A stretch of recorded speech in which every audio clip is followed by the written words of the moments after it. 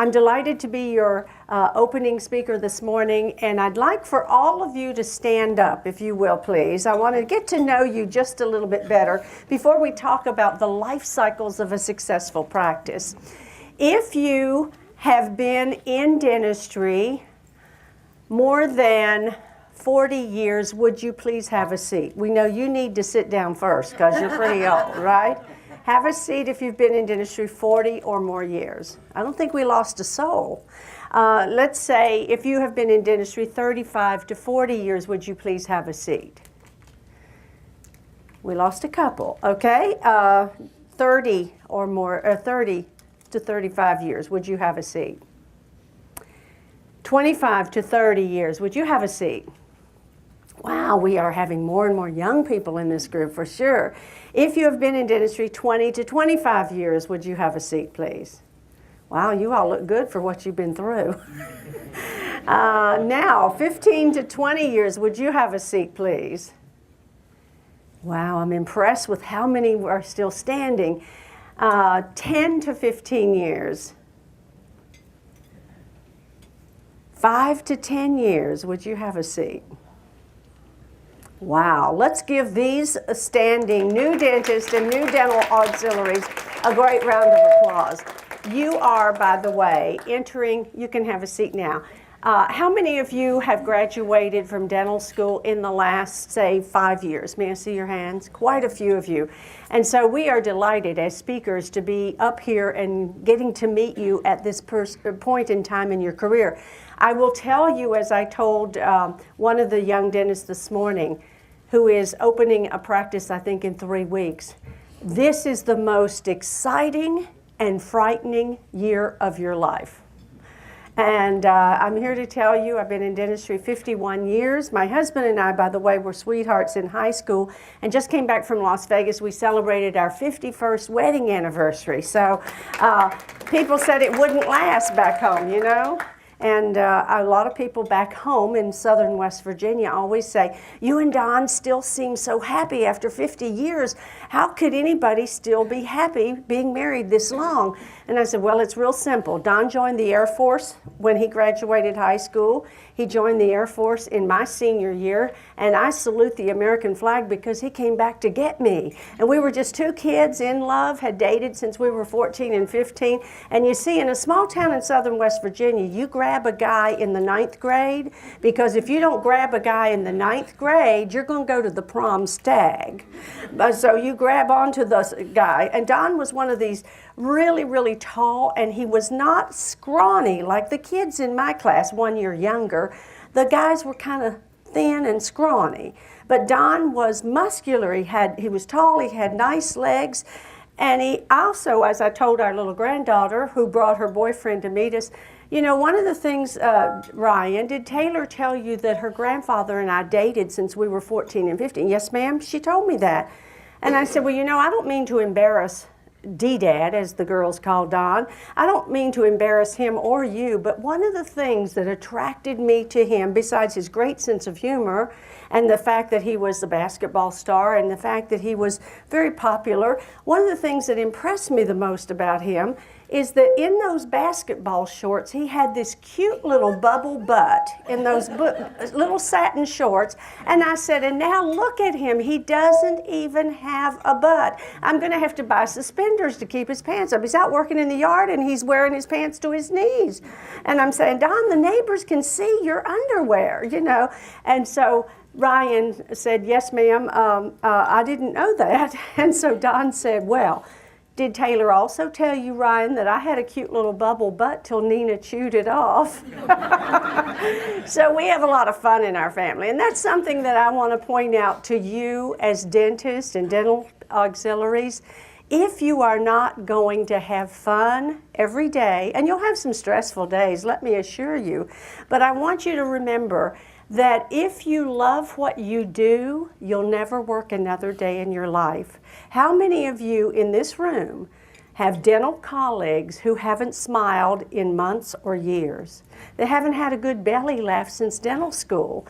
They're very unhappy. And by the way, they're not here, but they should be, right?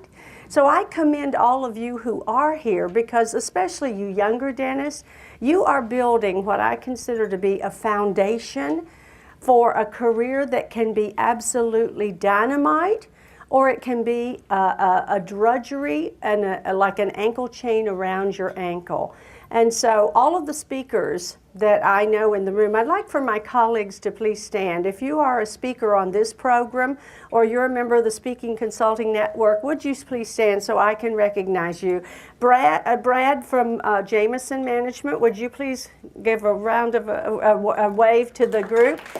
Robin Morrison is my new partner. You know, I retired twice, and now Robin and I are involved in 4 new exciting projects that we can't wait to go to her booth and she can tell you about those. And Lois Banta. Lois is like my sister by another mother. And I have watched this lady absolutely go from coming to me 14, 15, was it 16 years ago, Lois, and saying, I think I want to be a speaker. Oh, no, she said, I want to be a consultant. I don't want to be a speaker. Well, if you didn't notice, she's a cover girl now. She was on the front cover of Dental Economics this month. Let's give her a nice round of applause. And the first thing my husband did is call Rick and ask him what it was like to sleep with a cover girl. And then my dear friend and colleague, Dr. Tanya Brown, would you please wave to the group? Tanya's from Fayette County, here in Georgia, went to Georgia Tech, and she is now in my area. And I've known Tanya for probably, when she was a baby dentist just starting her practice, we had dinner together, and I saw such potential in this woman. And I have been just lucky enough that she is now my personal dentist, and I have been her personal coach since 2009. And even in tough times, this practice has just been incredibly wonderful, and it gets more so every day. So if you haven't had a chance to talk to her, please come and do that. Jana Burkhoff is here from Patterson Dental. Would you wave to the group, Jana? Jana, thank you so much for being my seatmate at dinner last night. I so enjoyed your company. And did I leave anyone else off that is here? Dr. Rhonda Savage will be here tonight. I can't wait for you to meet her. She is the new CEO of Miles Global. And she was a client of ours since 1984. And when I was thinking about selling my consulting business, you know, as we get into our 60s, we start thinking, what's our transition and exit strategy? And so I had talked to a couple of other companies about, you know, merging my clients with theirs, because I really wanted somebody to look after the practices that I'd been privileged to work with. And all of a sudden, I got a phone call from Dr. Rhonda Savage. And I had known Rhonda for years, having been a client of ours. Shar Sweeney, one of our consultants, was actually Rhonda's consultant. But Rhonda had been to the Speaking Consulting Network, and she always wanted to be a speaker. But her practice was so busy, she couldn't really devote to 2 careers at the same time. She had shoulder surgery 3 times on her right shoulder, and they said, you no longer can practice clinical dentistry. So she sold her practice. 2 months later, called me and said, this is Rhonda Savage. I've always admired what you do. I've always wanted to be a speaker, and I just sold my practice, and I want to buy your company. And I said, how soon can you be here?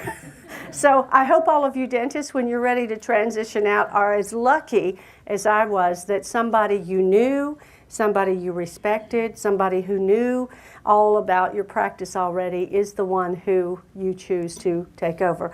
I'd like to know how many of the dentists in this room are thinking about transitioning in the next 5 years. May I see your hands?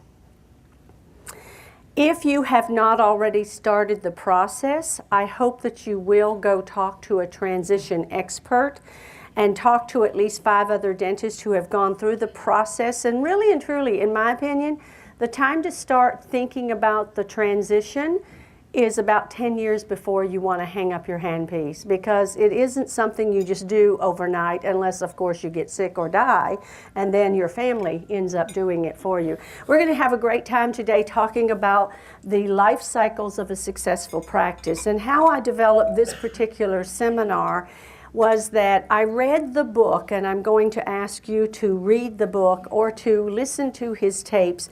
I heard him through the Institute of Management Consultants. His name is Adizes, A-D-I-Z-E-S, Adizes.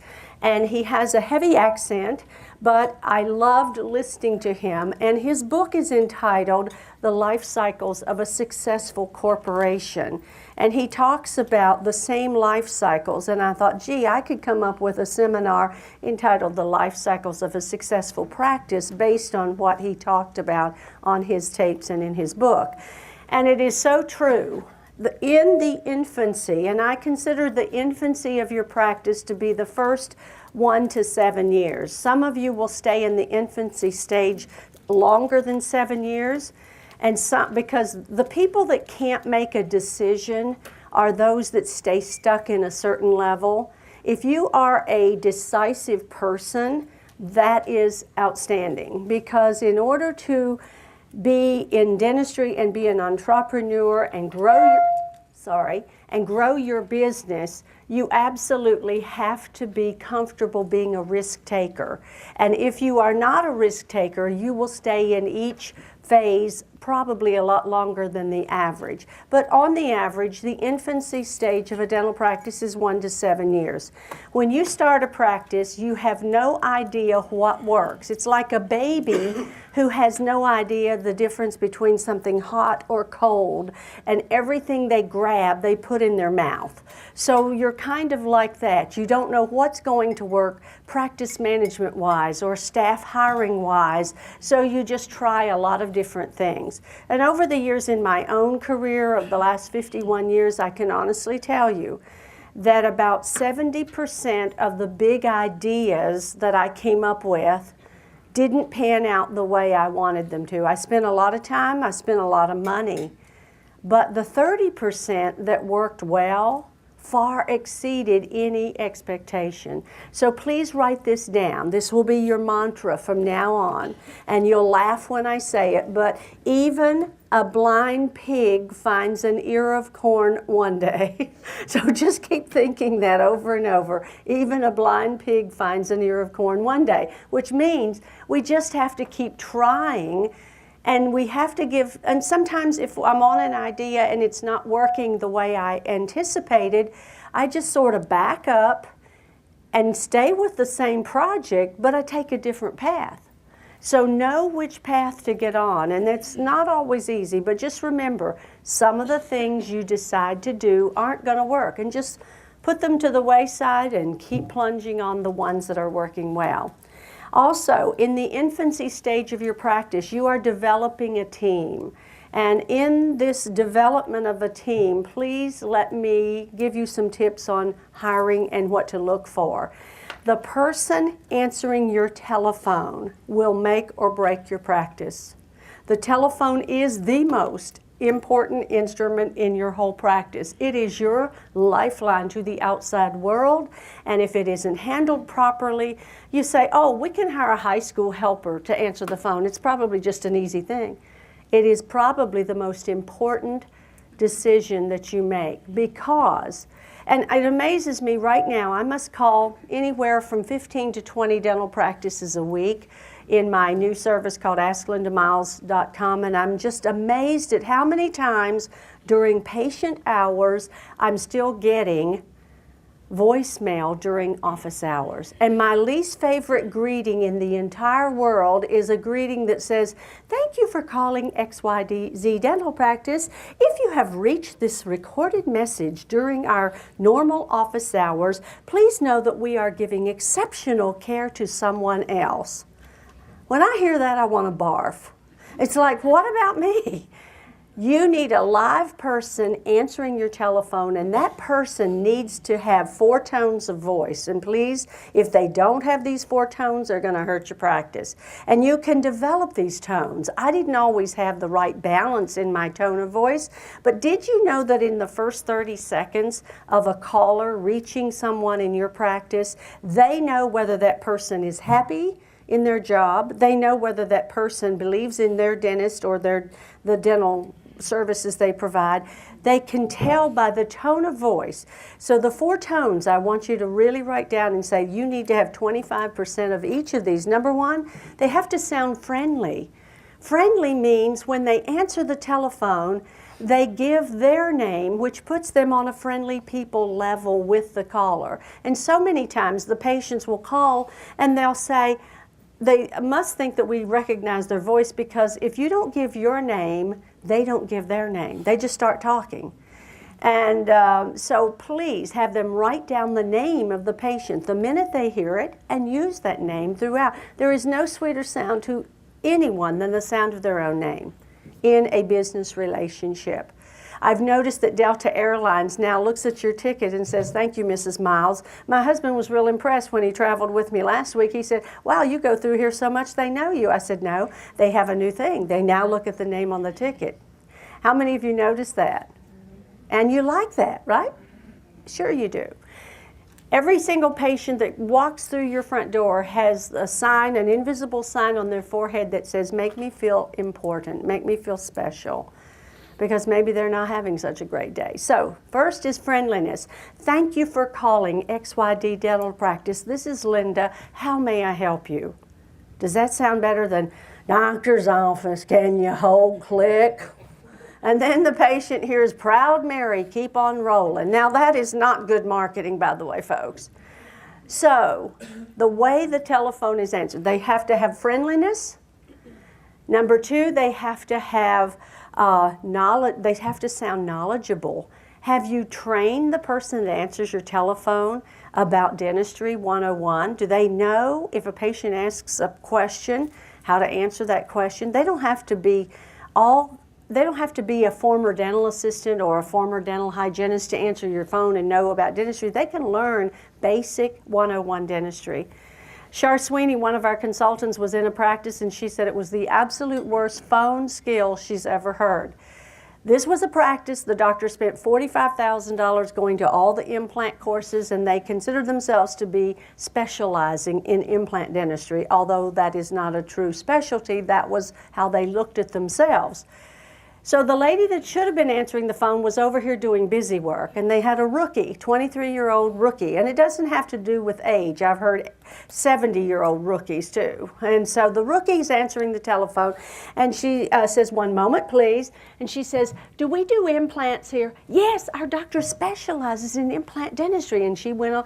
This is the one that should have been answering the phone. So she says, "Yes, ma'am, you have called the right office. Our doctor specializes in implant dentistry," just like a little Paul Parrot, you know, from the one over here that should have been answering the phone. And evidently the woman asked, "Well, about how much are these implants? What's the fee?" "One moment, please. How much are they?" So this lady that should have answered the phone is telling her in wonderful verbal skills, Char said, how to present the fee to the patient. And she gets back on the phone and says, "They're about $2,000 a screw."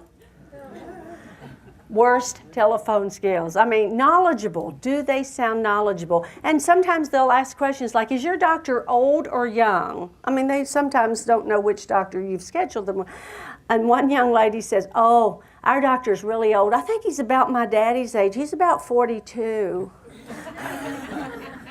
Yeah, that would be old, right? And so anyway, they have to sound knowledgeable. Number three, they have to sound enthusiastic. And please tell them, on a scale of 1 to 10, how enthused do they actually sound no matter what is happening in the practice, no matter how busy they are, how enthused do they sound? Now, on a scale of 1 to 10, go back and ask your team members to give you a number of how they think they sound when they answer the telephone. And if they put a 1, 2, 3, 4, or 5, they need to step it up a little bit. The ideal is a 7, 8, 7 or 8. You don't want a 9 or a 10. How many of you have ever heard forced or over-the-top enthusiasm? And that is as big a turnoff as under enthusiasm. So you want them to be somewhere on that scale. 7 or 8 is perfect. I was asked to come into a practice in Virginia Beach soon after I moved there 31 years ago. And the dentist asked me to come and consult his practice. He said, "My practice has been going down over the last few years," and he said, "I know I'm a good clinician. All my classmates from dental school fly in from other states to see me, so I know I'm still a good clinician. I can't understand why my practice is declining." So I thought, gee, my first local client, I don't have to do all the phone and by mail pre-interviewing. I can actually go to lunch with this doctor. I called his practice to make an appointment to go to lunch, and this is what I heard. Dr. So-and-so's practice, Brenda speaking. And I thought, dear Lord, this woman is dead. We haven't buried her yet, you know. And so when I went to lunch with the doctor, I said, Doctor, you mentioned to me that one of your biggest concerns is your practice has been slowly declining. Can you tell me how long that's been going on? He said, about 4 years. I said, next question, how long's Brenda been with you? About 4 years. I said, Doctor, do you want to save me a lot of time and you a lot of money? You don't really need what you think you need. You need to get some life blown back in that woman. She's dead. You haven't buried her yet. I mean, the tone of voice has to sound, I am excited about dentistry. I love dentistry. We can help you, and we want you to be our patient. That's the energy that that person must possess. And last but not least, you have to have a tone of empathy. If you're not an empathetic person, and how many of you have a friend or a relative who has a stone heart? They could care less about other people. It's all about them. They don't have what we are gifted with. Hopefully all of us in dentistry have a degree of empathy. And empathy is I am able to put myself in the shoes of that person calling the office. So when they call with an emergency, a person with zero empathy would say, are you a patient of record? We only see same-day emergencies if you're a patient of record. And I'm thinking, gee, how'd they ever get a patient of record if this is the way this phone is handled? The second practice that I call, the woman at the front desk actually fusses at me. Well, I had an opening a while ago. You should have called an hour ago. I filled it now. You know, excuse me. And then I finally call your wonderful practice, and your tone of empathy is what sells me on your practice. And the tone of empathy goes something like this. Mrs. Miles, I'm so sorry that you woke up this morning with a lot of dental pain. Is the tooth, is it sensitive to hot or cold? Do you have swelling? And then the magic words, how soon can you be here? We talked about this yesterday, having time in your schedule to bring people in who need attention. And then please, doctors, don't over-treat the emergency. That's why your team members hate emergencies. The doctor will get an emergency and say, oh, sure, Charles, we can do that 3-unit bridge while you're here. And the staff are all looking, well, there goes our lunch hour. Looks like we're not going to get out till 7 tonight. That is called Dr. Add-on. Dr. Add-on really messes up the day, okay? But see, I understand you dentists very well. I understand you because I've been around you all my life. And the reason that I understand why you become Dr. Add-on is you are trying to fix the openings in the schedule the last 4 days that no one else took care of. So that overhead is clicking away at your heels on a daily basis, and that's what causes doctors to become Dr. Add-on. And basically what you have to do with emergencies, relieve immediate discomfort and reschedule. Relieve immediate discomfort and reschedule. And then I'm also in practices where the emergency calls and they say, well, I'm sorry, Mrs. Jones, but you can't have an emergency visit without a comprehensive new patient visit. You know, who wants a full mouth series of films and a comprehensive, if I have a toothache? Take care of their immediate discomfort and reschedule. So the 4 tones of voice: friendly, knowledgeable, enthusiastic, but not over the top, and last but not least, empathetic. And if they don't do that in your practice in the beginning stage, you are going to be beating yourself to death. And you know, I love external marketing. External marketing is everything we do to make the telephone ring. And with social media marketing and websites, I mean, it's just amazing how many people just randomly call dental practices because they've been referred to a website or they've met you somewhere, and they go to your website. And how awful it is to spend a lot of external marketing dollars and then have the person answering your telephone run off all the potential new patients. Every time the telephone rang, the word opportunity popped into my head. It was an opportunity to help someone. It was an opportunity to build my doctor's practice, and they would not be calling us if we could not help them. So the whole attitude is every time the phone rings, opportunity instead of, oh Lord, not that phone again. It's keeping me from my busy work. Remind them the telephone is your lifeline to the outside world. So in hiring and in assembling your team, you have to know behavioral styles. How many of you in this room have ever worked with the DISC behavioral profiles? May I see your hands? The D, I, S, and the C, the DISC profiles. If you have not, you can order these by going to either Miles Global website. Lois, do you also have the DISC profiles on your website? And you need to have these in your office. They're self-explanatory, and every single applicant that applies for a job with you, you should give them the short form and tell them this is not our final interview process. This is part of our final interview process, because if you have a practice full of the right blend of behavioral styles, you're going to have a very happy and exciting life. I went into a female doctor's practice, 2 women dentists.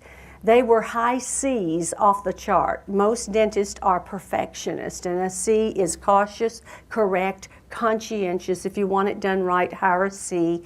They're meticulous, but they are also nitpicky. Not only did these 2 women have that behavioral style, they had 7 women in their office. They were all high C's. And you see, high C's do not have problems. They create them, but they don't have any. And so I said, we just really need to get a different blend of behavioral styles. So doctors, let me just point out one thing, and you can go back and get these forms, and they're very easy to apply. You can get the short form, you can get the more extensive form, but I want to give you the right blend that you need to have on your team. And it was real interesting. I had a large group come to one of my 2-day workshops in Virginia Beach, and there were 4 dentists who have been together more than 20 years, and they all get along, which is very unusual, by the way. And as we did the behavioral profile, they said, we've been in practice 25 years. We now know why it's worked. One was a D, one was an I, one was an S, and one was a C. We need to all have different behavioral styles that blend as a team. So if you want to have the perfect team in your practice, whether you have 10 people or 100 people in a large group, you need 10% of the people in your office should be a D or a C. 10 to 15% will be a D or a C. So if you have 10 people and only 1 D, you have the right balance. And what is the D? It stands for direct, decisive, leadership, born leader, likes to be in charge. You get 2 Ds together and they butt heads. So you need at least 10 to 15% D or C to have the perfect team. You need 25% the I behavioral style. And I stands for influencing of others. They love to dress, they love to talk, they love to entertain, and they love to have fun. The problem is you don't put 2 of those at the front desk together because they chat all day and they get nothing done. It's okay to have 1 in the front and 1 in the back, but Lord help you if you get 2 right beside one another because, oh, I like your outfit, I like this. You can spot an eye across the room. They're very sociable, shall we say, but you need them in your practice. Otherwise, you're not going to have any fun. Otherwise, you're going to be tense and you're going to be stressed all day. And 50% of your team should be a high S. The S, in my opinion, stands for salt of the earth people. Steadfast, loyal, hardworking, and dedicated. They're your worker bees. They're your great team players. They're your great listeners. You give them a project and they complete it. So 50% of your team should be a high S. So when you do these profiles, and I encourage every single dentist in this room, don't hire anyone without determining what they are so that you'll know whether you've got the right blend in your practice. But it's a lot of fun to do this on a team retreat. Yes, ma'am. The doctor, yes, is part of that 10 to 15 and 25% and 50%. It's so much fun. I've been people reading since 1982. I think I was one of the first in dentistry to bring the disc into dentistry back in the early 80s. And it's so much fun for me. I can be with somebody, a cab driver, a check-in person at an airport. I can be with them 2 minutes and tell you what the profile letter is. It's right on their forehead to me. And I would love and encourage all of you in this room to become people readers. And it's very, very important when you are presenting dentistry to a patient to know whether they're a D, an I, an S, or a C, because we talk differently to these 4 behavioral styles. You do not present the same treatment plan in the same manner to the D, I, S, or the C. And I can go over those and give you some real kind of quick tips on that. Yes, did you have a question, doctor? Yes. Any behavioral style can be your office manager. Any behavioral style can be any position in your office. But let me tell you about, we tend to hire people like us, and whether you know this or not, I'm an I off the chart. S is my second highest, but I'm an IS. And so I did all the hiring in my company in the early 80s. And I did all the interviewing, so I hired people just like me, and all of them started their own business and left. So I just inspired them off the chart, so that was not good. Then I hired Lee Tarvin. Lee and I have worked together 29 of my 34 years, and she is an SC. And I'm an IS. Now, both of us can become a D if we have to. We don't like confrontations, but if we need to go after somebody for not doing something, we've learned how to do that. I have found that my role as a mom and my role as a consultant and my role as a business owner, I can be all different. And we are all parts of this, by the way. You have all 4 of these in you, but one will be prominent and one will be very, very low. So when I have, let me give you an example of how this works in case presentation. For instance, if you have a D behavioral style doctor, he or she is going to snowplow the S patient because they're going to overwhelm the S's. The D behavioral style patient, now, you can tell who they are. Number 1, they always call ahead to see if you're on schedule. Number 2, when they come to your reception room, they never sit down. They kind of watch their watch and look at the scheduler and think, you know, she doesn't know what she's doing because, you know, I should have been back there 5 minutes ago. And they're very impatient. And have you all noticed as dentists, the most impatient people in your practice are retired men? Where are they going? They have nothing else to do. They come 20 minutes early and then they get mad at you because you didn't take them back when it was actually still their appointment time. And they're really, I told my husband, if you get like these cranky old men, I just think that that's awful. So we're trying real hard to keep him sweet and funny. But anyway, the D behavioral style patient does not want you C behavioral style dentist to draw pictures and show them too much on the screen. A D is in a hurry, please remember that. A D wants to, okay, what do I need? How much is it going to be? How much is my insurance going to cover? And how soon can you get this fixed? They want in and out, so you better leave some time on your schedule to get the D's back real quickly, because if you postpone a D, they're going to just forget about it. They're just really impatient people. That's their only downfall. One of their biggest downfalls, I should say. They're very impatient. So they don't want you to draw pictures and explain a lot. You know, I don't care about all that, doctor, just fix it. How soon can it be done? That's what a D is like.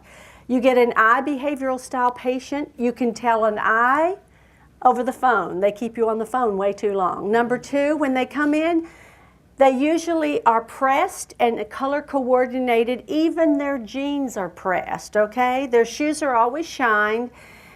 They're into image. They're into image. And they also keep the perfume and the aftershave companies in business. So you can usually smell them when they come in, okay? In your practice, think about an I man and an I woman, or an I, a D a woman and a D patient male that came in recently. You'll be able to start reading these people. And so if you have an I behavioral style patient, they're into image. So there's 2 words I want you to write down and never forget to use with an I patient. One is they thrive on compliments because they are very complimentary to other people, so they like that. And when they walk in, usually they are interested in I know this is going to be an investment, but just make them look great. They're into image. So you would have a conversation. You know, Diane, you have one of the most important jobs in our town. You are the senior loan officer at the top bank in our town. And when you're sitting across from a potential customer in your bank, they're looking at two things. They're looking at your eyes and they're looking at your smile. You not only need a healthy and attractive smile, you deserve this. Please write that word down. You deserve this. You see, the eyes are very generous and they love to give to other people. And so when you use the word you deserve to have this done, they'll borrow the money to have it done because you're right, I deserve this. It's my turn. Now, I'll give you an example of that. I will be running through an airport and I am absolutely, I don't need a Ben and Jerry ice cream, but I'll just say, you poor woman, you've talked all day. You deserve, your little throat is needing this. So I can talk myself into having it even though I know that I don't need it, right? Because I deserve it. The S behavioral style patient, these are the patients that you'll be doing phase dentistry with. And phase dentistry means we present the treatment for phase 1. We do not present the big treatment plan to a new S patient. They'll run out the door and they'll find an S dentist who will do basic dentistry. And so if you're a big picture dentist and you have S's, and remember half your patients are S's, you do not overwhelm them with the big picture. You say, Mrs. Miles, we're going to get you in a good holding pattern so you'll stop having these emergencies. And when we get through phase 1, which ding, ding, ding, that tells me there's going to be more, but you don't tell me how much more. When we get through phase 1, you and I will sit down and talk about some other exciting things we can do for you.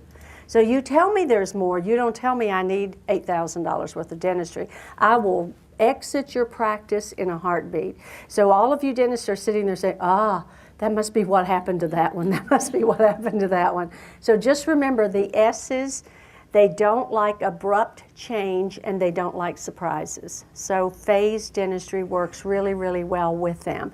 And finally, the C behavioral style patient, they want to know, does the FDA approve of the material you're putting in my mouth? How many people have ever died from an implant? They want to know statistics. So you draw pictures and you show them everything on the screen because they are into high tech.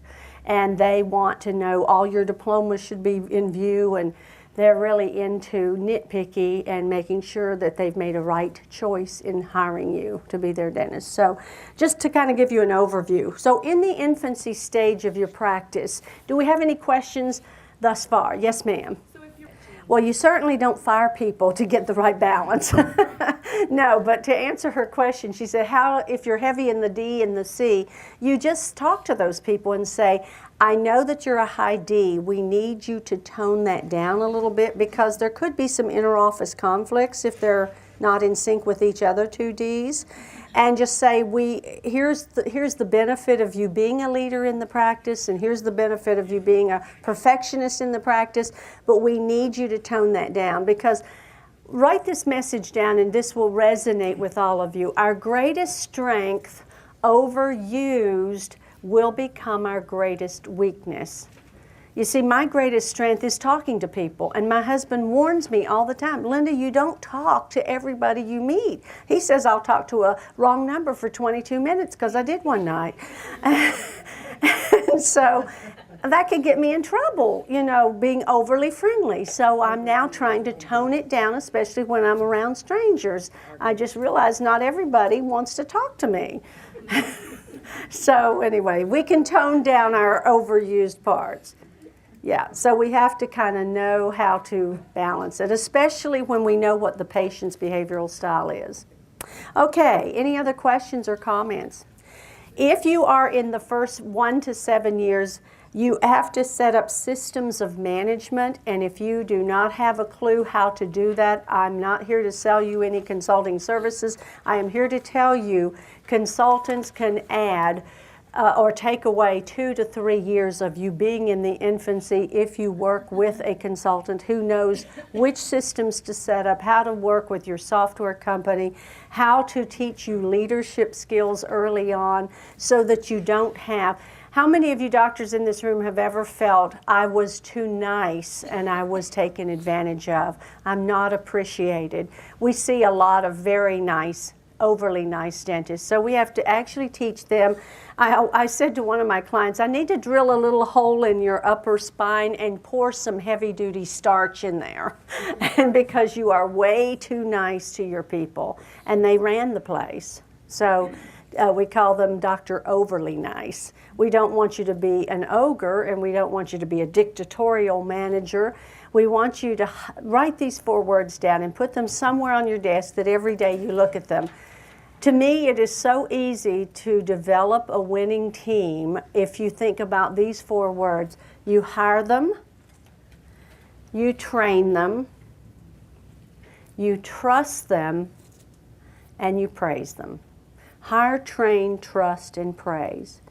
Because if you are not praising your people, they're not going to want to be better. And if they're not doing their job very well, how in the world can you praise them when it isn't, you don't feel like it's warranted? So hire them, train them, trust them, and praise them. And I think the missing link in most practices is number 2. We haven't properly trained these. So, doctor, how can I help you if you can't train me and I don't know really what I'm supposed to do here every day? And so hiring, training, trusting, and praising. I asked one doctor once, I said, do you praise your team in front of patients and coworkers? No, Linda, I used to do that, but every time I told them they was doing a good job, they just laid down on the job and quit trying.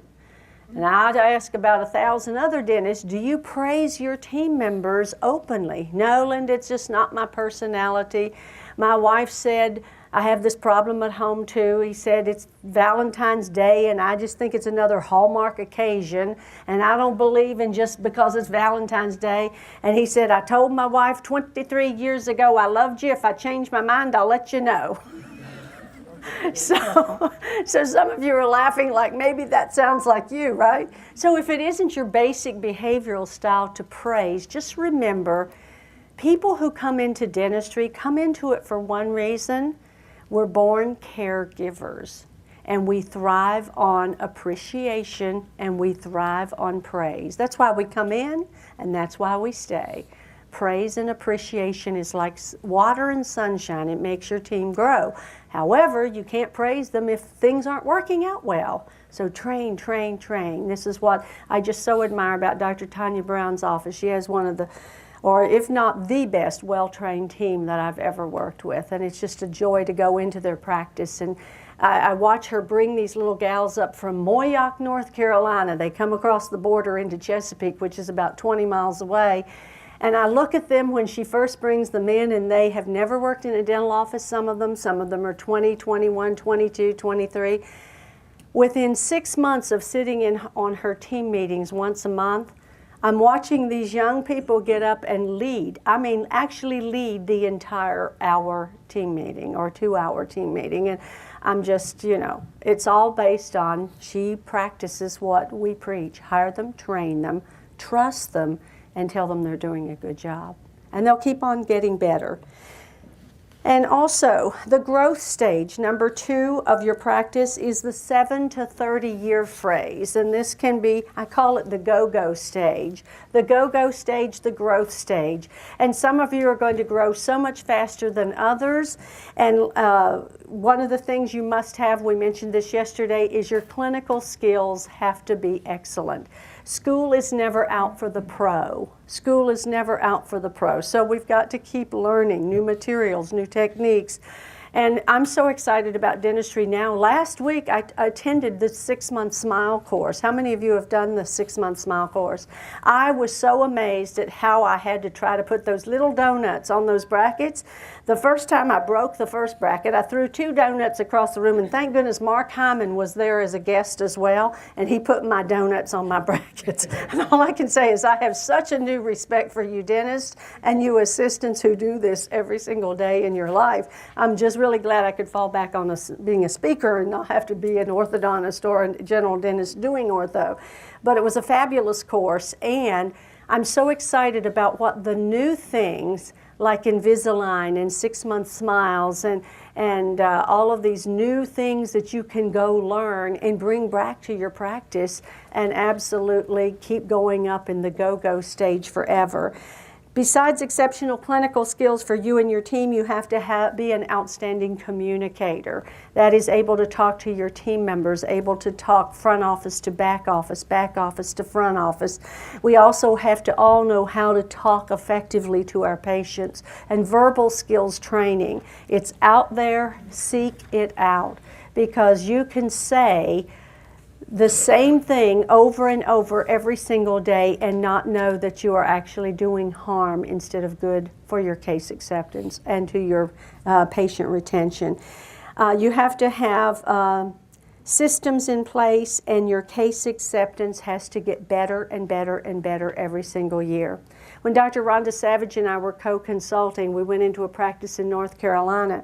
This was a young dentist, 40, whose father had just passed away. He was my age, and he was an outstanding dentist.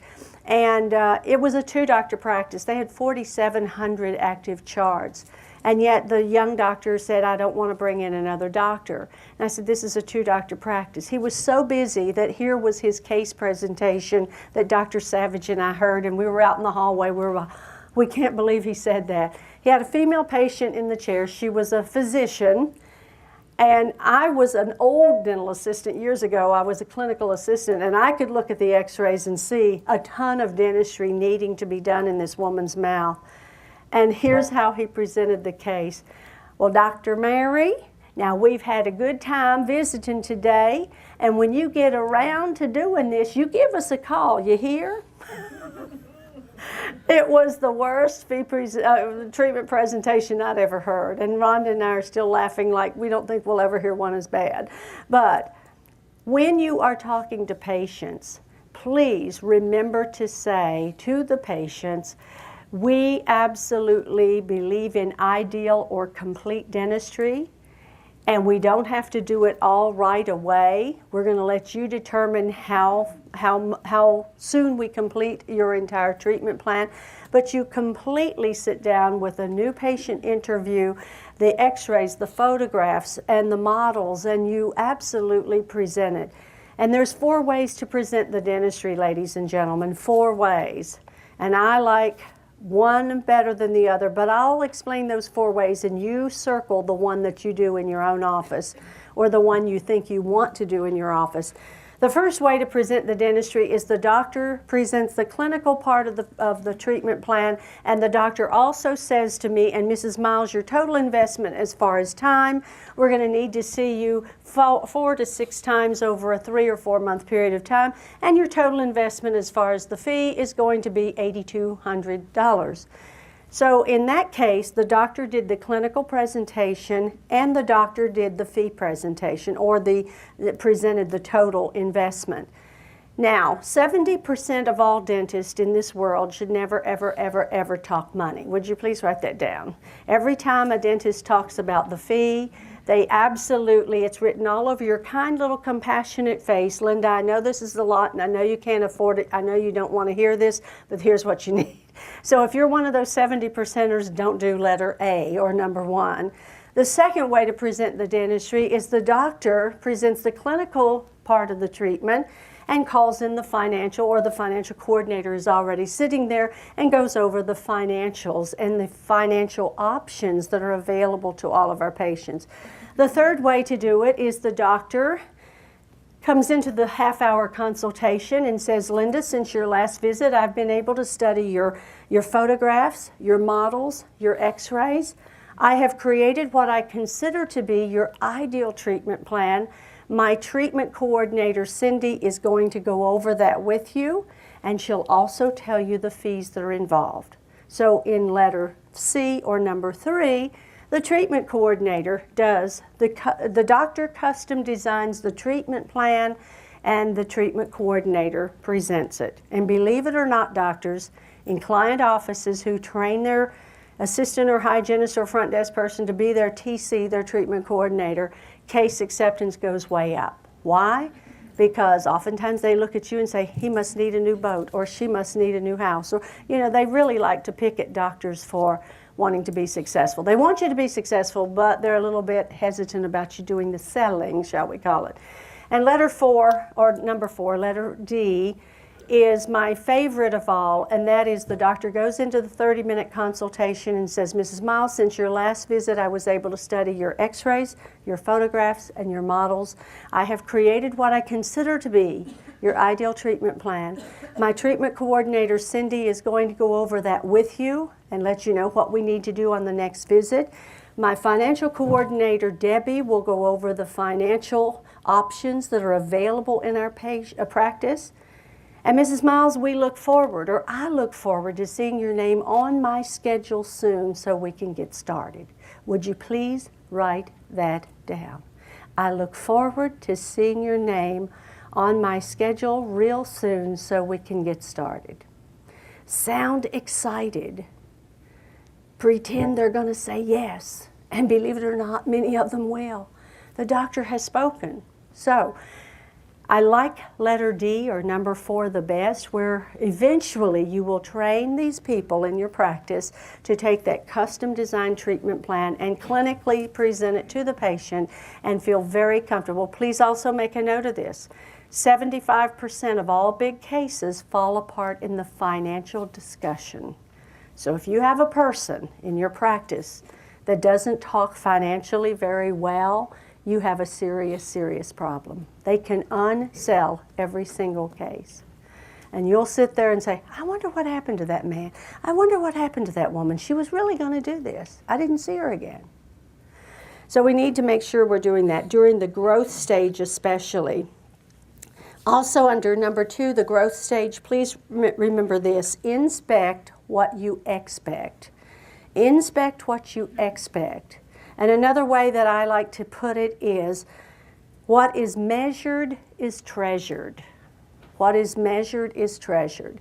Get your whole team involved in keeping track of their numbers, monitoring how well they're doing. Like for instance, of the scheduling coordinator, I want to know how many new patients we had. I want to know where they came from. I want to know how many broken appointments, no-shows, how many were you able to fill on short notice.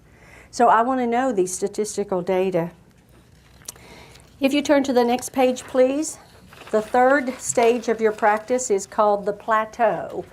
This is when you determine there are no more hours in the week that you wish to see patients. You're less involved in organized dentistry. You're less excited about continuing education. You're spending more time having fun with your family and your friends. And you sort of lost a little bit of the zest that you used to have. And that's going to happen to you. And I once knew a dentist who wrote a book on how to go from burned out to fired up was the title of his book.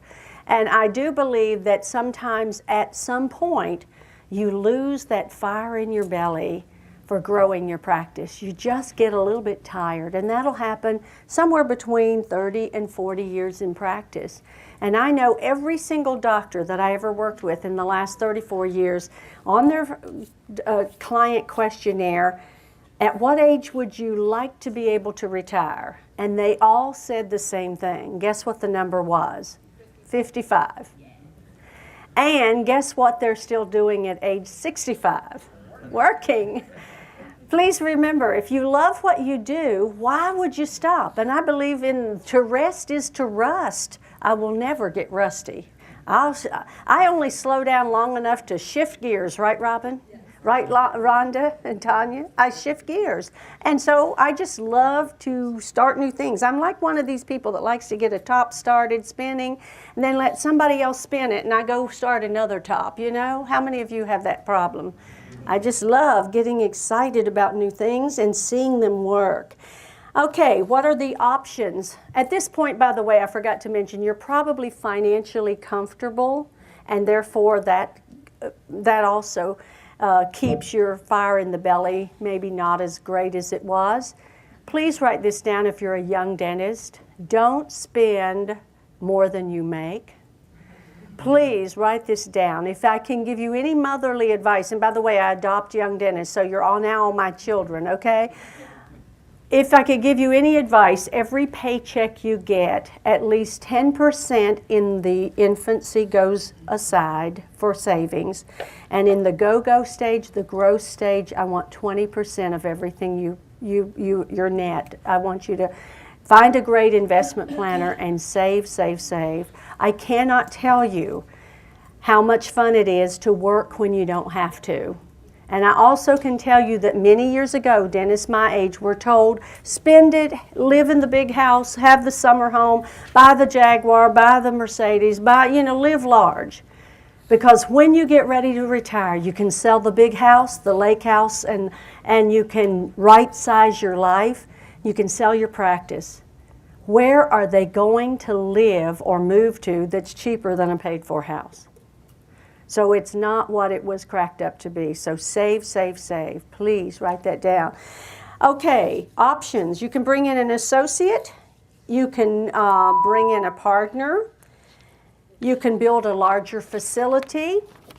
Or you can increase your fees and reduce your hours. So I don't know at what point you are as far as, and you younger dentists aren't anywhere near this plateau stage. But you will plateau out, and my advice to you is don't let it decline. Don't let it decline. And looking at the transition number 4 stage of the practice, you would sell all or part of your practice. Now, I know that many of you older dentists in this room cannot sell your practice. And the reason you can't sell your practice, it is valued so high, no young dentist getting out of school can afford your practice. So they may have to buy it in chunks. Or you may have to find a husband and wife dental team. You say, oh good, that would be great. There'd be 2 of them. They can buy it. Just remember this, young dentists are $300,000 in debt when they get out of school. Husband and wife, that's $600,000. So they may not be able to. Unless they have some old family money buried in the backyard, you've got a problem if you have a very successful practice near retirement. Because it absolutely is unsellable at this point. So, do you sell part of it? And that's an option. Do you become an associate? And I find that the dentists who were mistreated as associates along the way become the greatest senior doctors when they bring in an associate because they know what it's like to be treated poorly. Anybody in this room ever had a treated poorly relationship in another practice? Yeah, you all know what I'm talking about. And so you will become the best senior doctor one day when it's time for you to become the associate and switch gears and trade places. Realize, please, the pluses and the minuses of every big decision you make. Anytime I have a big decision to make, I take out a legal pad, draw a line down the center, and I put all the pluses of doing this on one side and all the minuses that I can think of, and I ask for other people to help me fill in the blanks. And whichever side fills up will help you make that decision. So realize the pluses and the minuses. Right now, a lot of my clients are selling their practices. A lot of them are retiring. Some of them are even becoming speakers, and I'm really excited about that because there is another whole life out there for you who want to become speakers, consultants, and writers. In fact, Wayne is going to be one of those. Wasn't he great? And Carol is going to be one of them as well. So I think we have 2 new ones for SCN Lois. So see Lois, she has some brochures on that. My advice in the transition stage of the senior, the golden years of your practice, doctor, the last 5 years, don't hold on to it so long that you choke the life out of the baby that you grew. Because a lot of dentists hang on too long for sentimental reasons. I have so many older dentists saying to me, Linda, I'm not going to retire because I watched 5 of my buddies, they retired and they're dead within a year. And I mean, there are a lot of those, Carol and I were talking about that this morning. There are a lot of dentists who retire, and because they sold their purpose in getting up every day. So I want you to shift gears in the transition. I don't want you to get out of dentistry. I want you to say, what's next? I want you to possibly sell the practice and do something else, but make sure it's something related to what you do most. My brother just lost his wife about a month ago rather. We talked on the phone, and he said, the doctor said that I must avoid depression, and he said, I don't know how to do that. And I said, Ted, you were an FAA examiner. You even taught John, what's his last name, Tanya? John Gresham. He did John Gresham's check ride. He lives in Charlottesville. So Ted is an FAA examiner. I said, you need to go out to the airport and start a club of young kids teaching them the love of aviation. He said, do you think I could do that? I said, you sure could. You dance with the one that brought you. Please write that down. I think in West Virginia they say you dance with the one that brung you. But you really need to think about what can you do to give back to the profession that gave you so much. And that's your next rung on the ladder. And last but not least is learn how to let go. Learn how to let go. And so we're going to, I think I ran a little bit over. I do want to let you know I'm here till about 4:30 tomorrow, so if during the course of the meeting. And I want to end with this little story. A consultant from Harvard goes down to Cancun, Mexico, and meets these two young men who are out on a boat fishing, and they have a bunch of fish. And he says, wow, that's a nice catch. How long did it take you to do that? Oh, a couple of hours. We go out from 10 to noon. Well, what do you do with the fish? Well, we share it with our family and our friends, but we eat it and we have a good life. He says, what do you do when you're not fishing? Oh, we sleep in, we spend time with our family, we go down to the village at night and play music and drink a few beers. And he said, well, that's great. But he said, I'm in Harvard MBA. I can help you. You need to stay out there and fish longer. Then you need to sell the fish to the little shops here in town, the restaurants. And then you can buy a bigger boat. You can hire more people. And then you can have a fleet of boats. And then you can sell on the stock market. Then you can do that. And the fisherman looked at the MBA consultant and said, and how long would all that take? Oh, 25 years. And then they said, and then what? And he, oh, this is where it really gets good. Then you can come back to the village, you can play with your grandchildren, you can go down. In other words, are we trying to get what we already have? Are we trying to get what we already have? So my advice to all of you, a big practice and a lot of expense is not always the best practice. Keep it lean and clean. Thank you very much.